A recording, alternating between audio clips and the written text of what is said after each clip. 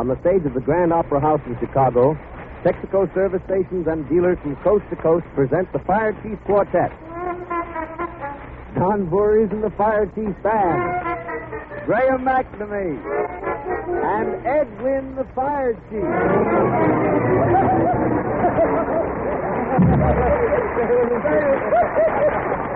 Well, Graham? Yes, Chief. I'm the Chief again. Tonight the program, I promise, will be different. You wait to hear it now. Chief, I passed your farm yesterday. Yes? I was surprised to see the pig pen so close to your house. Why? That's very unhealthy, Chief. Oh, I don't think so, Graham.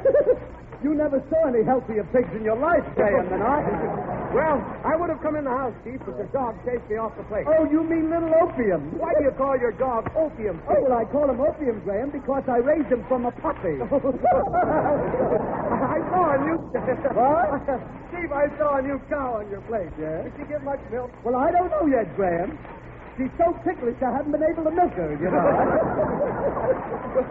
Why weren't you home yesterday, Chief? Oh, I came to town, Graham, especially, Graham. I came to town to take my watch charm to the dentist. What are you talking about, Chief? A watch charm to a dentist? Yes, I belong to the Elks Lodge, you know. Yes? And I found out that my elk tooth had diarrhea. That's the craziest thing I've heard yet. Why, Graham? Why do you think that's crazy? Why do you say it's I crazy? just say it's crazy. Well, the craziest things in that happened, my goodness. That's what I ever heard. Well, there was a railroad porter at the dentist, and he asked the dentist to pull a tooth. You know what the dentist said? What did he The say? dentist said, which one do you want me to pull? Yeah? And the railroad porter said, lower 6. He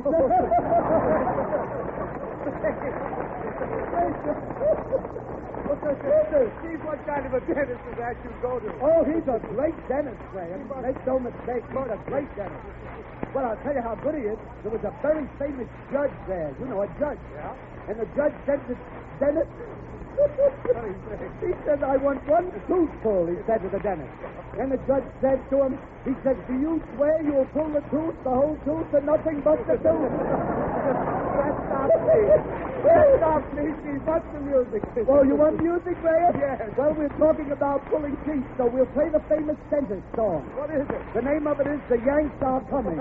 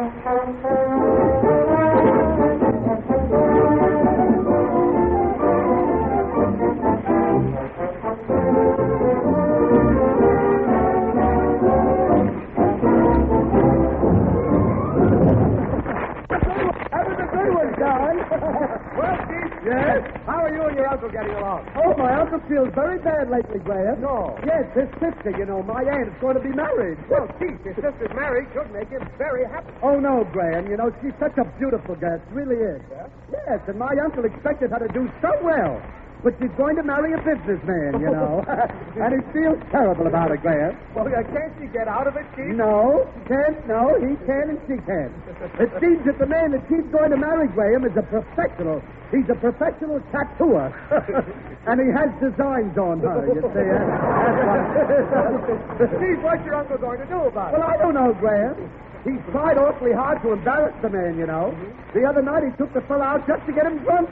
Well, did your uncle get him drunk, Chief? Oh, yes, Graham. My uncle got the fellow so drunk, it took 3 men to put my uncle to bed. Chief, you get sillier all the time. You're a riddle to me. Gee, I'm glad you said riddles, Graham. Why? Oh, I love riddles. Here's one I bet you'll never answer either, Graham. A little dog, now follow me closely. I will. A little dog was running down a street. Yes? There was nothing behind him, and no one was chasing him. Yes? Why was the dog running fast? Dog running fast. Yes. No one chasing him. That's right. I give up. Why was he running fast? He was in a hurry. That's the kind I like, Graham. That was one there.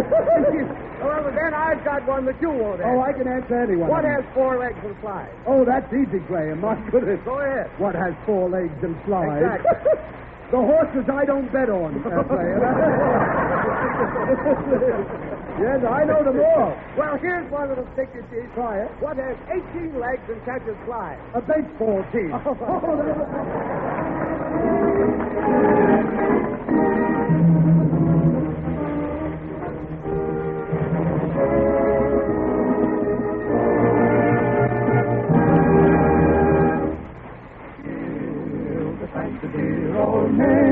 Shout till the laughter's ring. Stand and drink the toast once again. Let every loyal Maine man sing. Then drink to all the happy hours. Drink to the careless days. Drink to Maine, our alma mater. The college of our hearts always.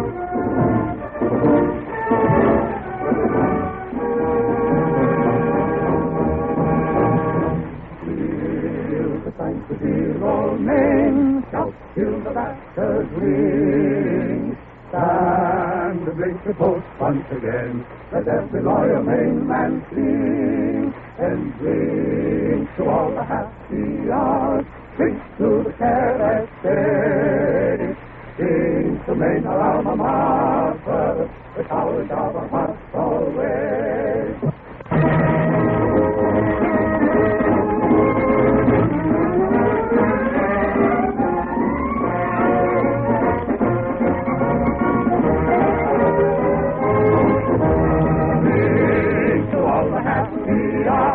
Drink to the careless days. Drink to Maine, our alma mater, the college of our hearts always. I like that one. Don't be frightened, Chief.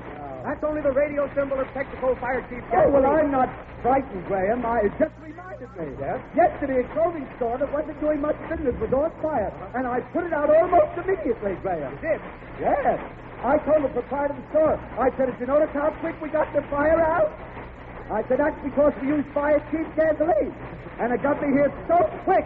That's why we put it out. Well, Chief, And the man says, well, why rub it in? The man has to say to me. I don't know much about Fire it. Chief, fire engines have to be the fastest things on wheels all of the time. I suppose so. They can't afford to be slowed up by cold weather. No, that's Why, right. even in the coldest days, Texaco Fire Chief gasoline is doing a man-sized job. Isn't that terrific? Flashing all types of emergency equipment from cold starts to top speed in seconds. Unbelievable. And remember, this faster gasoline costs no more. Well, why do you know, Graham? Huh? The Fire Chief gasoline gets the engines to fire so quickly that storekeepers who are not doing business, they're so mixed up they don't know which way to burn. Chief, maybe you're right. Yeah. Maybe you're right. I am. But here's something every motorist should know. What's that? Texaco Fire Chief gasoline was originally developed for emergency use under adverse conditions of starting and acceleration. Think of that. After months of experimental use, it was made available to the general public through all Texaco stations and dealers. Let your car benefit from the experience of men who have devoted a lifetime to perfecting motor performance. Oh, What made you say performance, Graham? I saw a performance in the theater last night. Yes? Yeah, it was a musical comedy, Graham. And they advertised a chorus of 50. Well, did they lie about a chorus of 50? Oh, no, Graham. Most of them were.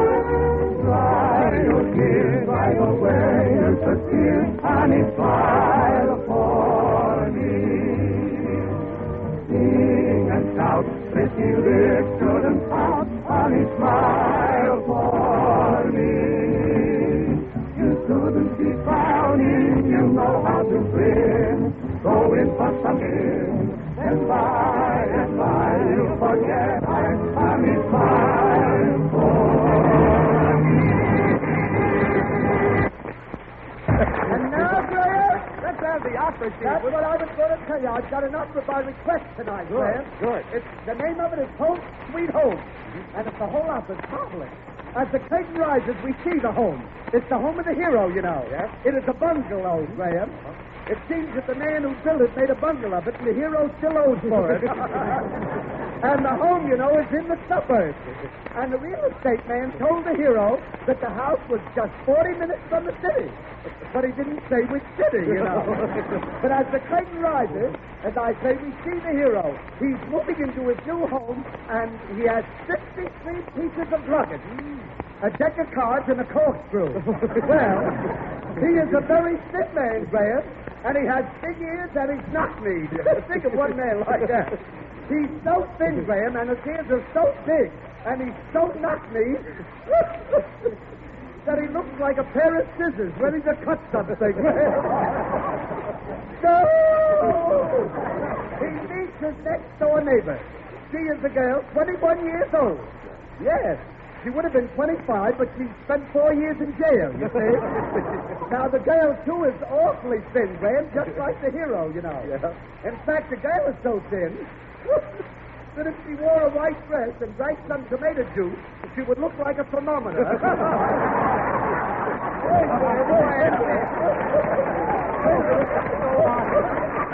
Wait here, Graham. I'm only starting. Wait a minute. So the heroine says, now that we're going to be neighbors, won't you come into my house and have a drink? And the hero says, I'm not drinking since last New Year. I've been on the wagon. And she says, still? And he says, no, restless. Wait. So she goes on. She says, where did you get that suit of clothes you're wearing? He says, well, you live in this neighborhood. Don't you know Bill, the local butcher? She says, yes. He says, well, he's a tailor now, and he made this suit of clothes for me. And the girl says, well, he's still a butcher. No! The hero says, are you married? And she says, no. She said, I was supposed to marry an architect, but he had other plans. No! The hero says, will you give me a kiss? She says, I've been eating onions. What do you think he says? What does he say? He says, then I'll kiss your little hand, madame. Play that,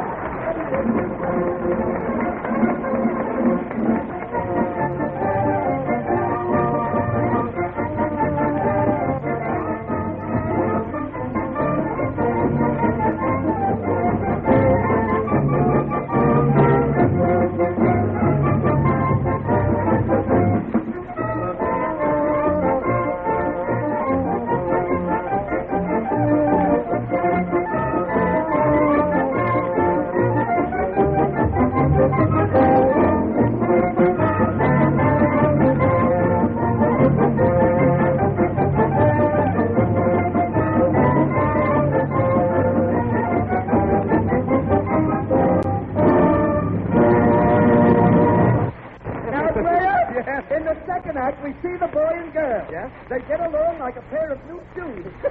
They are on squeaking terms. Well, they start talking about reincarnation. That's a very interesting subject, Ray. Always.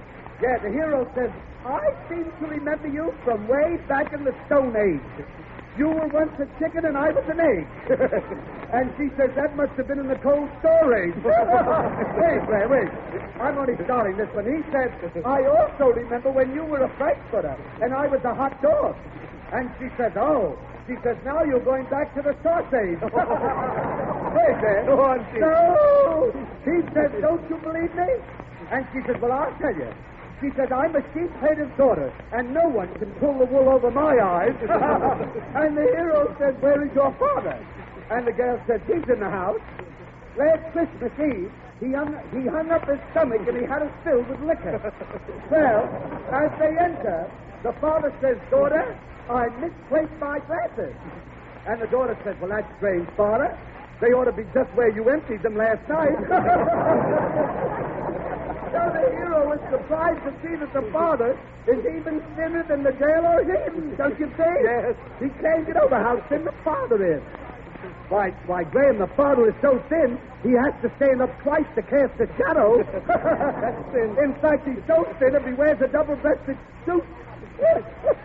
He has to button the coat in the back, Graham. Think of that. So, he turns to the hero, and he says, how is it I found you kissing my daughter? And the hero says, I don't know, unless you wear rubber heels.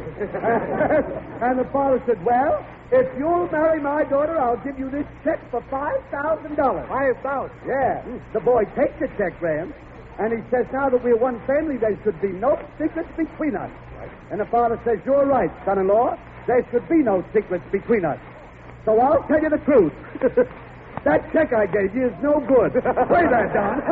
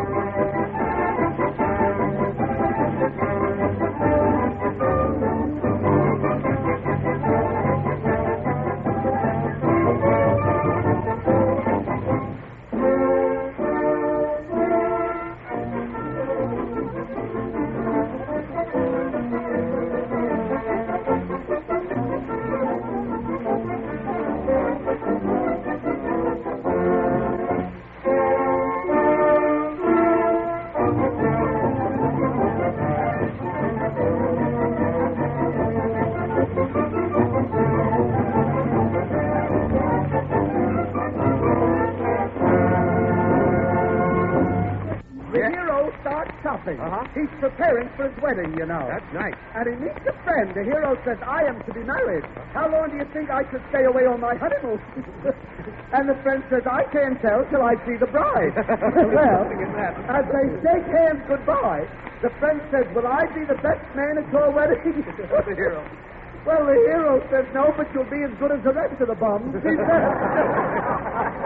wait a minute. The friend says, are you going to give up gambling? The hero says, what are you talking about? I don't gamble. And the friend says, you don't gamble? I heard you were caught in that hotel escapade in New York. The hero said, that's a lie. There is no hotel escapade in New York. The friend says, well, tell me, is your girl, is she wealthy? And you know what the hero says? What did he say? The hero says, well, when her father died, I can't tell it. Go on. Strangled? The friend says, is your friend, you know, the girlfriend, is she wealthy? What did he say? Well, the hero, I can't tell it, Graham. Go on and Well, the hero says, I'll tell you how wealthy she is. Her father died and left her all his money, but she can't find his pants. Well, in the meantime, you know, the girl is also preparing for the wedding. She's getting ready too, you know. Yes, she goes into a beauty parlor, and she says to the barber, can you fix my hair? And the barber says, oh, that's a sin. And she says, well, as a wisecracker, you're a joke. You're just a fake and a scam. And all I can say to you, Barbara, is poo-poo. What do you think the barber does? What do you do, Steve? He orders her 2 shampoos. Well, the barber says if you're going to be married, you should have a permanent wave. Springs in the hair. Well, that afternoon, they get married. You see? Right after that, they get married, and as they leave the church, Graham, they jump into a taxi. The chauffeur takes down, says, "My Graham." How's that? When the hero says to the chauffeur, "Hold."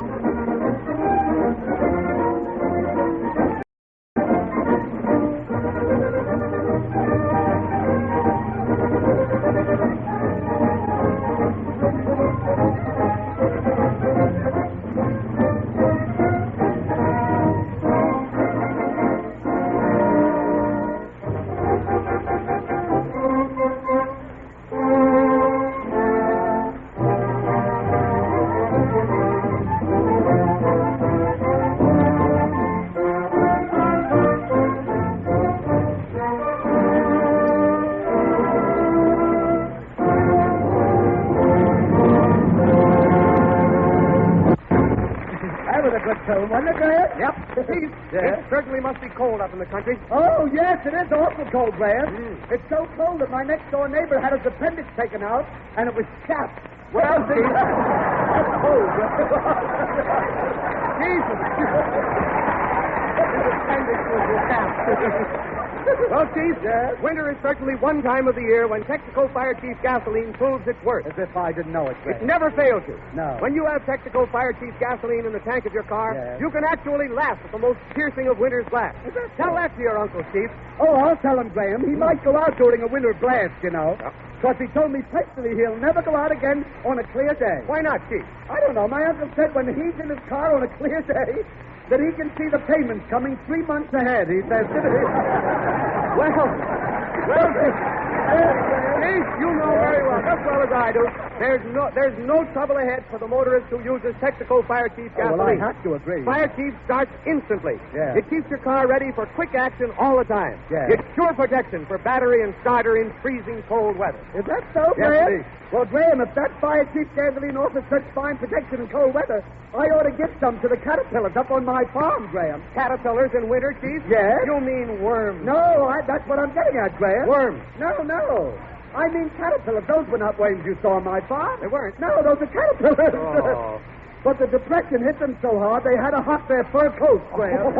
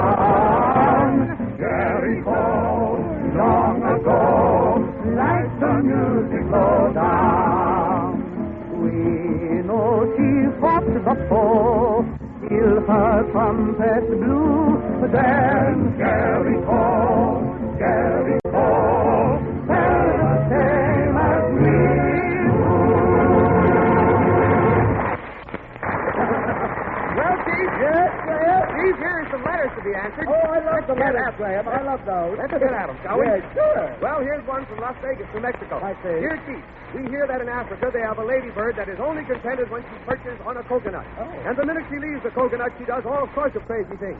If this is true, how do you account for that? Signed, Jungle Lover. Dear Jungle Lover, it is true that there is a ladybird which is contented when it's perched on a coconut. And it's also true that she acts crazy when she's away from the coconut. The reason for this is that when she's away, she's off her nut. Oh, Chief. I answer them all. Chief, Yeah? here's one from Kansas City, Missouri. Kansas City. Yes. I'm playing there next week, Graham. We'll be there. I know. Some way. Dear Chief, since radio was invented, there has been a new signal, SOS. Oh, yes. Some say it means save our ship. Others say it means send out supplies. Can you tell me just what is meant by the three letters SOS, signed alarm? Dear Alarm. I don't know what SOS means on the radio, but with my uncle it means South over Sunday. Oh, here's one. Yeah? Here's one from Bakersfield, California. They come from all over, Yes, Graham. they do. Dear Chief, I have a daughter 8 years of age, and she is forever biting her fingernails. We all try to help her, Yes. but we do not succeed. Can you tell me a good thing for a little girl who bites her fingernails, signed Impatient? Dear Impatient, the best thing for biting fingernails is sharp teeth. That's that. Well, here's one from Bayshore, Long Island. Oh, I used to live there, Graham. Yes, dear Chief, I hear that Sir Hubert Wilkins, the man who tried to use a submarine to go under the North Pole, Yes. is going to make another attempt. He claims if he can get a map that will show him how far down he can go, that he will succeed. As you know, everything, why don't you help him? Yes. Signed, Old Salt.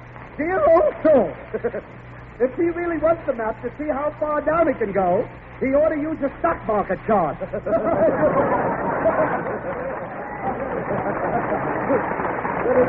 Oh, Chief. Yes? Chief? Oh, here's our old friend. Here's one from Ben Burney, the old maestro. No kidding. Yep.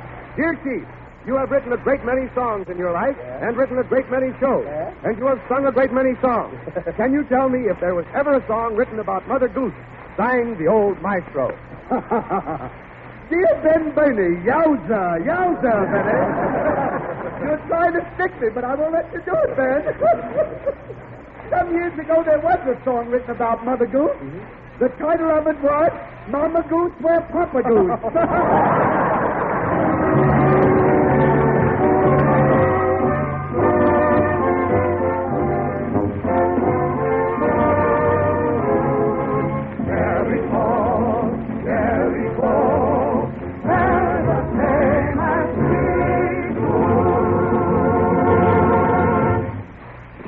Texas Company presents Ed Wynn, the Fire Chief, supported by Don Voorhees, the Fire Chief Quartet, and Graham McNamee.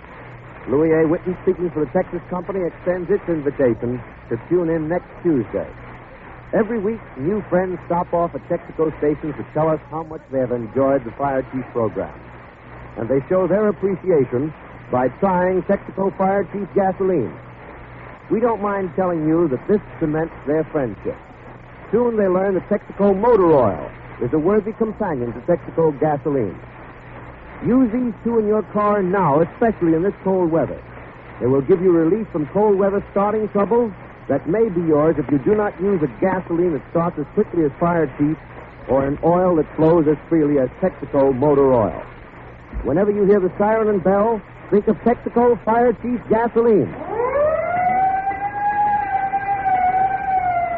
The entire Fire Chief presentation came to you from the stage of the Grand Opera House in Chicago.